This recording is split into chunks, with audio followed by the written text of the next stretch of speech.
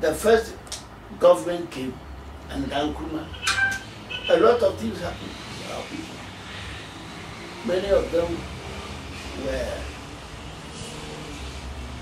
put into prison detention, some of them without trial, majority of them after a war that erupted in the land after a compulsory voting. A voting which the British termed plebiscite was held for us to decide as to whether we would like to be in union with the Gold Coast, now Ghana, or remain on our own. Our people were made to cast votes under this kind of organization, which should have been a referendum, but was written a plebiscite. We understand plebiscite to mean something different, but this was what happened to our father. Illiterate, majority of them who were illiterate. The voting was done, and the result was 98,000 plus and 68,000 plus. That is, percentage-wise, 58% voted to be in union with Ghana, while 42% voted to be on our own. 16% was the difference.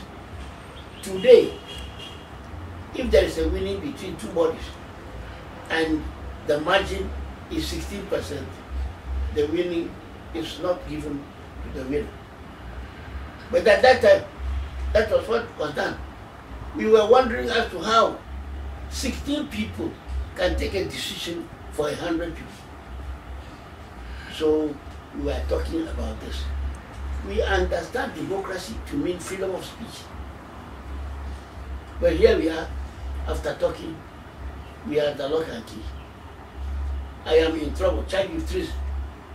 Meaning if I should be found guilty by a court belonging to its own master, I'll be hanged. I pray to God to forgive me if I am wrong. But if I am not wrong, for God to save me. So it is. Immediately after that voting,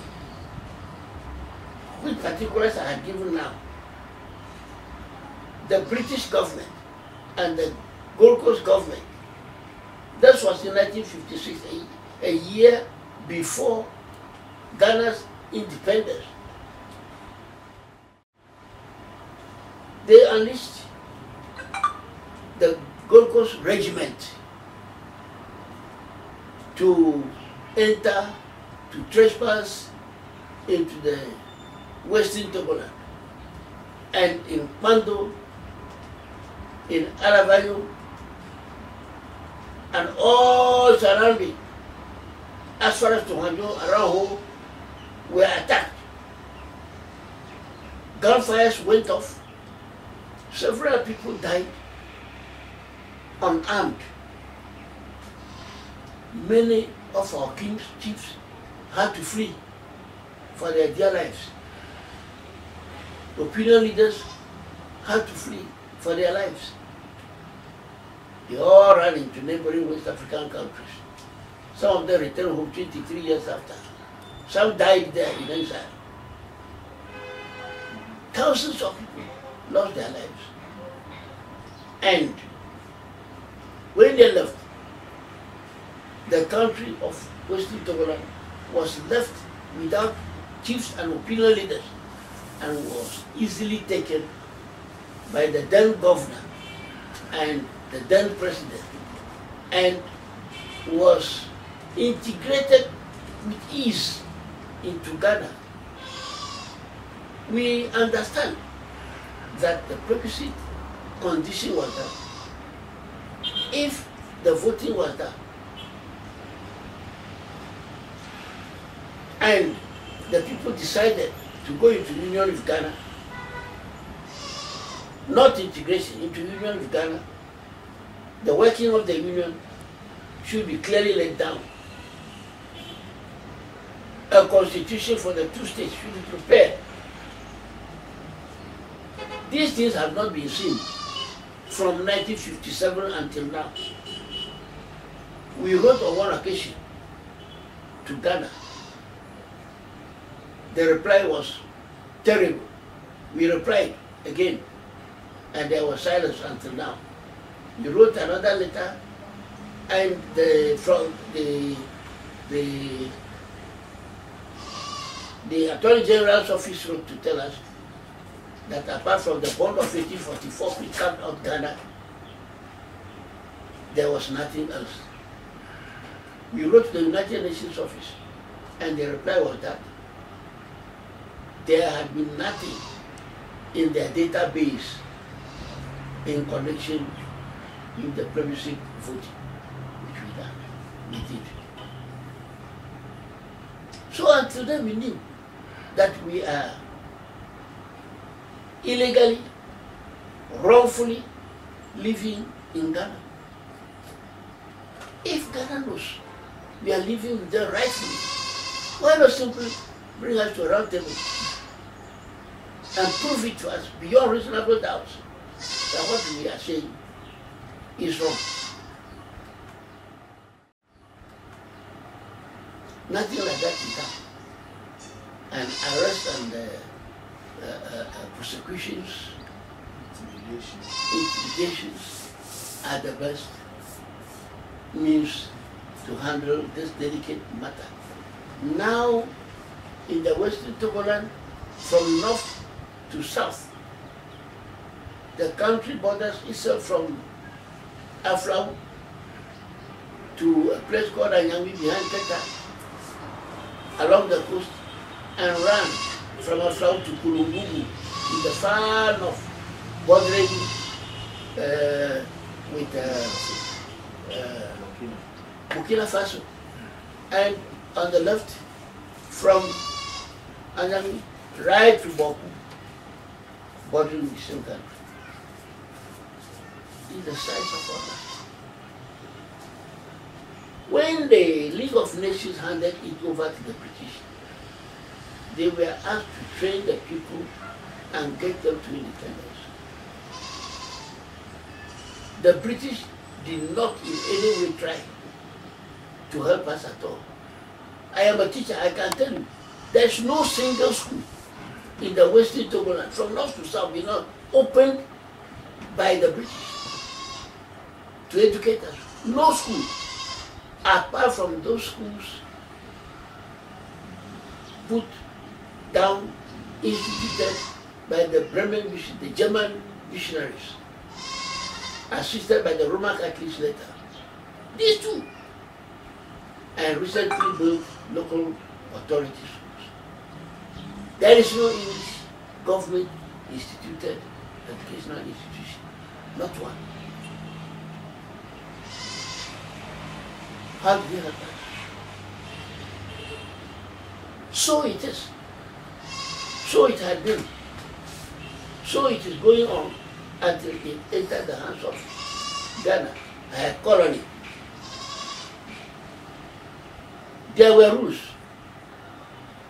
I want to talk about Article 8 of the agreement of the international law. Article 8 said, not a piece of the land should be ceded into Locust or Ghana. No mineral should be tapped from the land. These were our most interested parts. There are others which all favored us. So several governments that preceded the present one did not attempt, apart from one or two, that cut 2, 3 villages and added them to the eastern region of Ghana. That's all we knew. If one day we go away, we take them out. Take them out. But the present one jumped into the land, carved out a whole region, and without our consent. Regions. it should even be called regions. Because 2 others in the north ate into our land massively. This is aggravating. This is angering. This is annoying to the concerned citizen. But it was done. During the voting referendum, that gave it the chance to do it. Nobody was given the opportunity to say anything. If you did open your mouth, you were either beaten by a certain group of people, beaten. Some even got lost and we haven't got them until now. Some were driven out of the area to go to their home areas, driven out together with their families. Whose children were in school, driven out of the land without school transfer certificates, and they had to leave. A lot of things happened to our people. 1 or 2 people were beaten to the extent that they narrowly escaped death. One of them, I remember, I'm told, is now in a Bantu prison, who could not even hear again. Neither could he see properly. An aged person. He's still there. Something he did not do.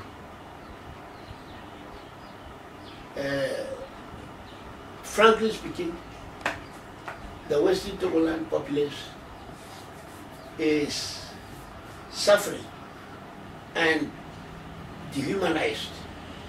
Human rights wise, we haven't got the opportunity. We are always afraid. Even as I'm talking to you now, I'm turning my face up, right and left to see if no armed men were around to recatch me. More so, I even personally speaking, I'm afraid of you. If you are not a chartered person from Ghana, to test my mouth and bring to them, for me to be embarrassed the more. If this is not true, I bless you. I am now 85 years and some months. If I bless you, it will be a blessing. If I curse, it will be a curse. Because I have experience, I've been an education officer, a historian, an anthropologist, social anthropologist. I had seen a lot. I had read a lot. I had helped a lot of people to graduate in universities and here and there. I don't see why I can tell lies. All that I've told you are true. Nothing but the truth. I have more. But being tired now, I can pause. Thank you.